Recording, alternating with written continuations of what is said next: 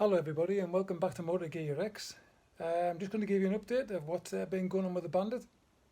Sorry I didn't do one last week. I was just far too busy with other things and what have you, so I didn't get a chance to do a video last week, so I'm going to make it up in this one. Right, I've got the front wheel on. I've got the two calipers on the front, two brake calipers on the front. I've got the rear brake caliper on the back, all painted blue. I've got the bar, the rear caliper strengthening bar for the back, that's painted blue and what have you. I'll just give you an insight. If I can do it.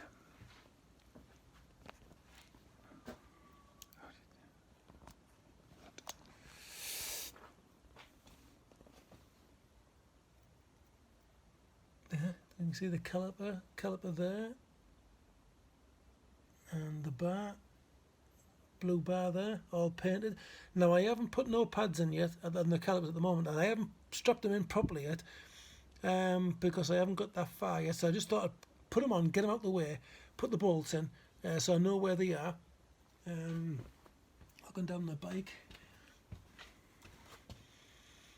there's the front ones. I don't know if you can see that, all a little bit further back. Nice blue caliper, all bolted in, my wheels on, orange. You get a bit of view on the other side. That's all in. Again, they're not bolted in properly because I haven't finished with them. On the other side, don't know if you can see a bit better here. There you go. That's a bit better of a picture. Nice blue caliper, nice orange wheels, nicely painted inner gold wheel rims and what have you. Discs, sorry. Nicely painted little round ones there. Painted on the Dunlop on the tyres. I don't know if you can see it on there. Starting to look a little bit nice. Okay. See if I can turn you around again. Sorry about that. Hope we didn't get too dizzy there. Yeah, that's just a bit of an insight of it. I just put it over here because the light's not all that good. Put it about there. Yeah, that's just a bit of an insight. The reason why the calipers and everything's not bolted down yet is because the wheels aren't bolted on properly. I'm not bolting everything down properly yet until I'm almost near finished, and then I'll start going around everything and rechecking everything and make sure everything's alright. The pads have come, but I haven't fitted them because, like I said, I'm not at that stage yet. I want to get the back wheel on, get the chain off, get the new chain on, get the new sprocket on, and then go from there. My lights have come. My twin chrome headlights have come, but I've left them at work. They've come from China, and they look great. Two twin chrome headlights. I'll show you in the next video. But they have come. Didn't take long. Took about 2 weeks, so it wasn't that bad. Iridium plugs ready to go in. High performance plugs to go in. Pads are here. I haven't put them in yet. A few bits and pieces still ongoing, but I will get round to it and video it and what have you. I've got something special for you in this one. I've got a classic car to show you in my hometown, which I'm going to show you now. Hello everybody, this is something different. Driving around my hometown, I've come across an old classic car, a Fiat Uno. It's seen better days. I don't know the full story, but I've been told that there's an elderly couple who used to live here, and the old gentleman died. And the old lady, I'm not sure if she still lives there, she's getting looked after by relatives or whatever, but there's an old Fiat Uno parked in the driveway. It's seen better days. There it is, there in the background. Sorry for being a bit wonky. I've got you bounced underneath my headrest. So what I'm going to do is I've got a letter here. With all the COVID restrictions and everything and what have you, I'm not going to bang on the door and pester them if she's elderly. What I'm going to do is I'm just going to drop this letter off here with my details on, my mobile number, and if they want to sell the vehicle, to see if I can make some movement on it. My saying's like everybody else's, he who dares, and strike while the iron's hot. So here goes, could be nothing, could be something, but I'll leave it on while I go and post it.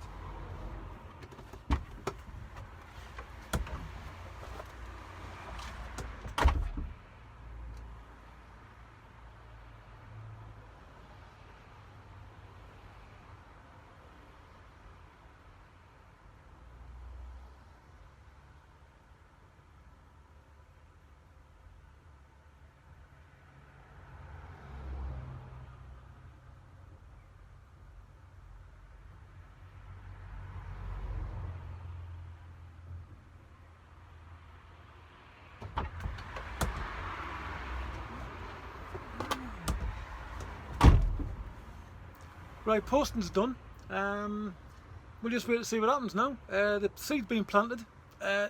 If anyone is coming down looking after the poor old dear, relatives or whatever, if someone's come down to look after the house, at least I've got my letter in there with my details on, and we'll just see what happens. And if I get a response, I'll let you know, and I'll video it. I hope you enjoyed that, because that's just like a little bit of interest. That's exactly what I like, to be quite honest. I've seen it, this old car, as I've been driving past for a few years. Never moved. So I thought I'll go on and see what the situation is. I did want to go around, start knocking on the door and start talking to people because of the COVID situation, all that, all the restrictions. So what I've done is I've written a little letter, put it through the letterbox, and thought, right, I'll plant the seed and let them give me a ring. If they want to say, they'll give me a ring. If they don't, well, fair enough. But I've also found another one as well. While I was driving down round my hometown, and I took a detour. And as I took a detour, I found this old Ford Granada. So I'm gonna put that in the video next week if I get a chance to put it in. Also, you weekend warriors, don't forget to send me your pictures and your little paragraph of what you've been doing, what the interest and whatever it is. So don't forget to do all that. My weekend warrior, I'm going to put up as we speaking. What it is, it's my old E28 classic BMW. The story behind it was a friend of a friend of a friend told me that there was a guy, I think it was Gateshead or somewhere like that. He was getting divorced. He had these two E28s, both exactly the same year, exactly the same colour, and he was going to make one good one out of the pair. He'd fallen in hard times, getting divorced. His ex-wife, wanted the cars off the drive because the house was getting sold, and I got to happen to hear about him. So I gave him a ring, asked him what the situation was. I hadn't seen the cars, what the condition was or anything.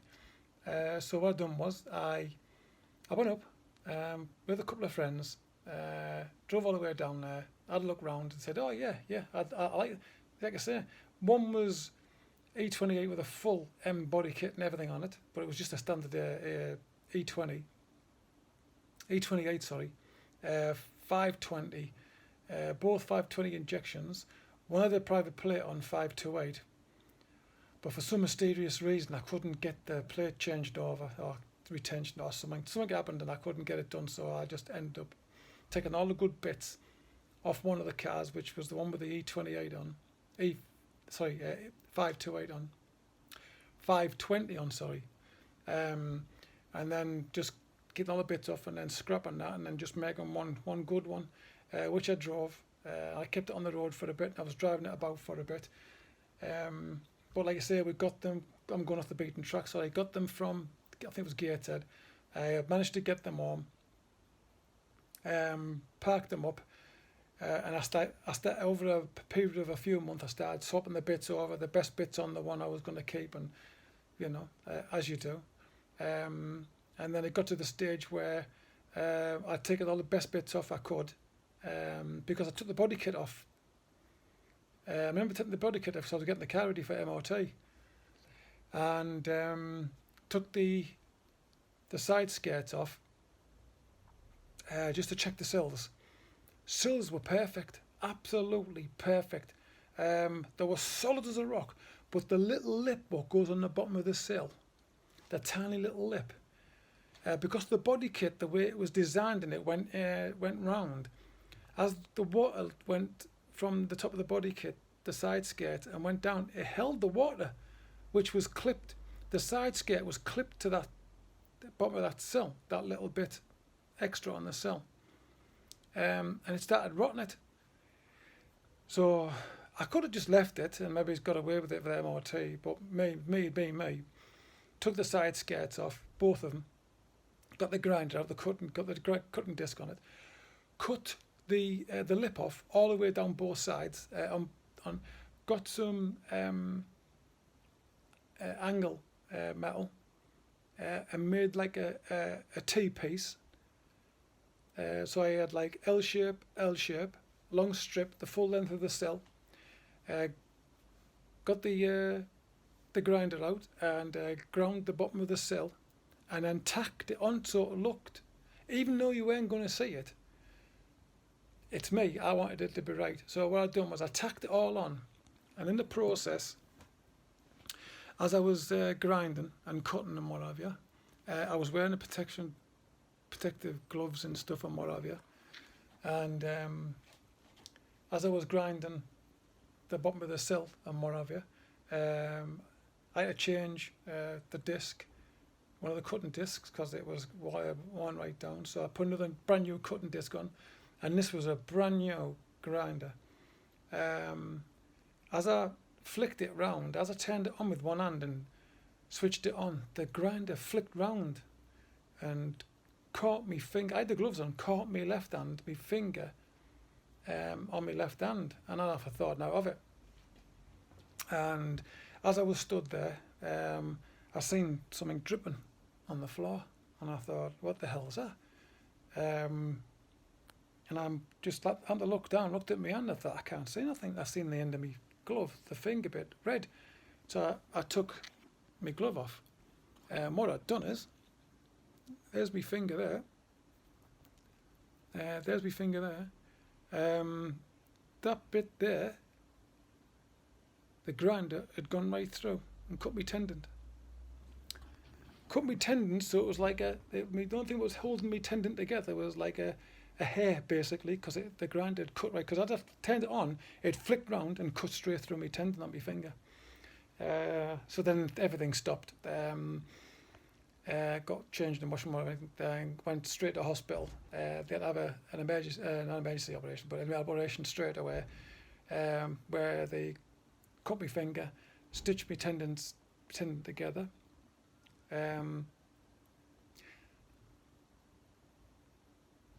Yeah, my tendon together, yeah, and then make like a special bracket to go on my finger, on my hand. I went in bandage up, I was in bandage for about 6 weeks.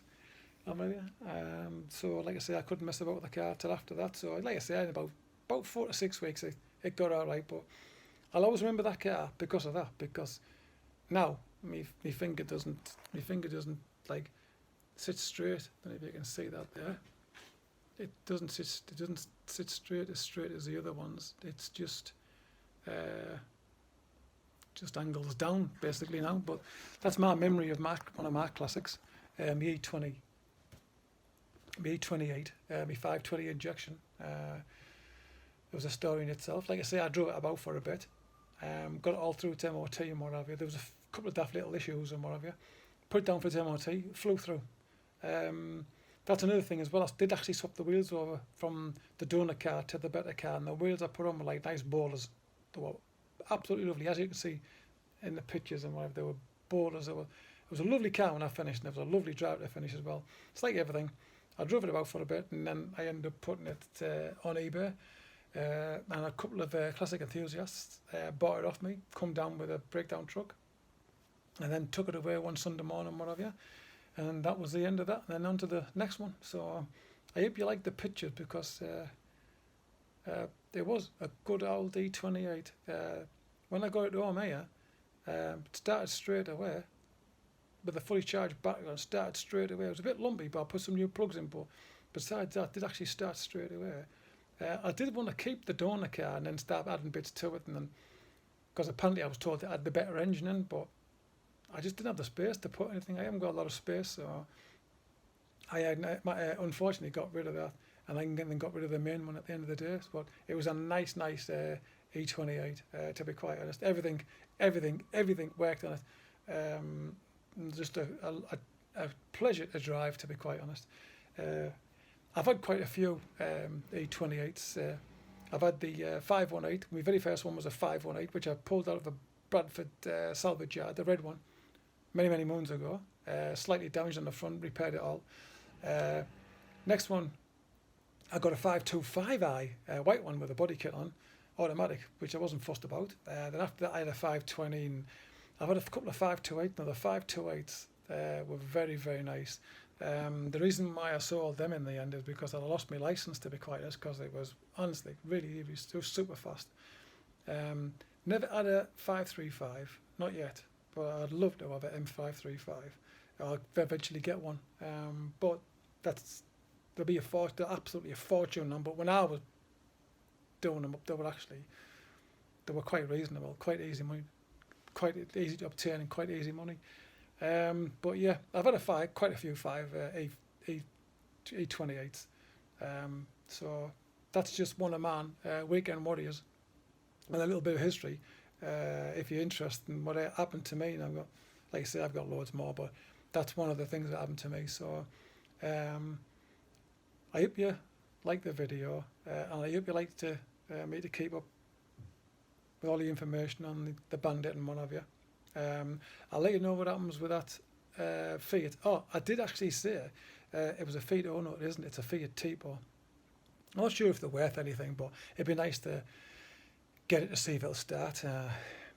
Clean it up a little bit and then put it on. I won't even do it up to put back on the road. What I'll do is I'll clean it, get it started, and then I'll put it on eBay as a going concern or a barn find basically, and to see what happens, to see if it'll go back on the road, because that's what I like doing, is finding old cars, old classics to put back on the road, like recycle, rather than see them rot. Because if no one got in touch with me, if I didn't give them the telephone number, no one got in touch with me, then maybe it's the owner of the house, or if anything happened, I don't know. If the owners of the house will just go, oh, scrap man, come and pick this old car up, take it away, 50 quid or whatever, 100. I don't know, but then there's a bit of plastic gone off the main road. It'd be nice to see it on the road, to be quite honest, but we'll see what happens, and I'll keep you informed, let you know what happens, and I'll let you know what happens in the next video next week about that old Ford Granada.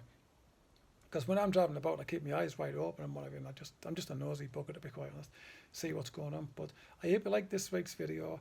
Like I say, I'll keep it updated. All you Weekend Warriors, please, in this description below, click on the description below, and then hopefully you get in touch with me. And then I've got some merchandise, caps coming out in about 2 or 3 weeks. So once I've done them, because I'm making them myself, I'll keep you informed on what you. But I hope you like this week's video, and I'll catch you next week. And this is Jeff out.